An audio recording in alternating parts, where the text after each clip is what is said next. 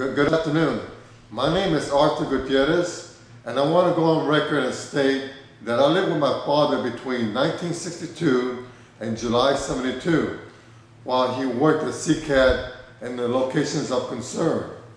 In 2004, I came down with colon cancer stage 4. Since then, I've been in remission for 4 years.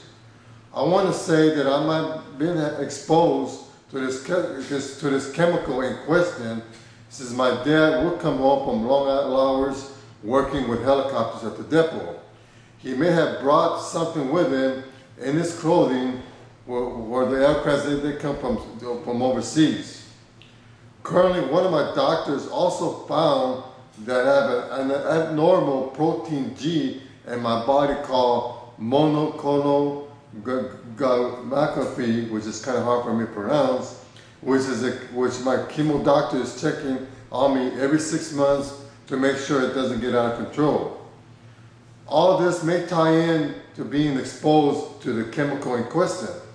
Also in my family, my mother suffers from type 2 diabetes, and to include that my dad is anemic and takes shots every month. What does this do for me, or what has this done to me? Well, it kind of cut my career short working at CCAD and DLA.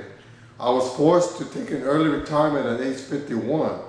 And the reason for me leaving is that I could no longer work in my job because I have unexpected bowel movements due to this colon cancer side effects, and I still have them. I encourage all family members to voice their concerns and have it put on record, and to include that currently also my teeth. I kind of researched some of the tapings that have been taking place, and I heard something about teeth falling apart. Well, currently right now, I'm going through a phase where all my teeth are falling apart, and it's going to take a lot of money to get them repaired. So that's something I want to bring out also in the open, that maybe there is something behind all this, and I believe that intensive research needs to be done. Thank you. Let me ask you a question, if I may. Do you think that he was exposed to Agent Orange through your father? I believe so, because like I said, he worked in the aircraft and the electronic parts. I don't know in the stage where they were repaired or being unrepaired or being diagnosed to see what condition the aircraft was in. Did your father ever tell you that helicopters were very dirty? He never mentioned that because I never knew what he was doing. All I knew that he came from the depot and exhausted, and then I knew that sometimes that would be part of my chores to wash clothes for the family, a family of 8. And then I know that I might have made contact with his clothing. What year did your mother develop sugar diabetes? I believe she developed it in about 2 or 3 years ago.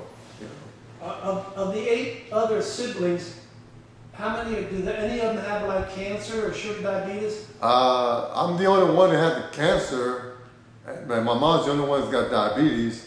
My oldest brother suffers from a real, I would say, out of control asthma, and I think that could be something that could be looked into also. And he has problems with breathing. I know that as far as being a family member, and that might be out of far reach, but I do encourage that people that did have family members while you were working at that type of that time frame actually come and visit you, and actually to go on record and say that I did live with somebody that could have exposed me to this chemical. Yes, also I want to let the audience know that I'm a U.S. Army retiree, Sergeant First Class in the Army, spent 12 years. And I was a scout reconnaissance. And I also dealt with chemicals. We learned how to use them. We learned how to use them against the enemy. And I know that if we properly weren't trained, we can get contaminated or contaminate others while handling these chemicals. So I know that if we got on our clothing, this could have impact later on. So I'm asking the Colonel to take a look into this case, support your disabled veteran, and it's very important that you take care of the vets.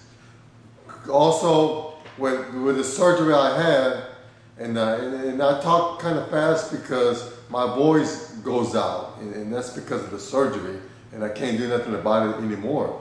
But I do encourage the colonel to really take a good look at this and see what you can do for our vets. Were you ever in Vietnam? No, sir, I was in the Vietnam era, though.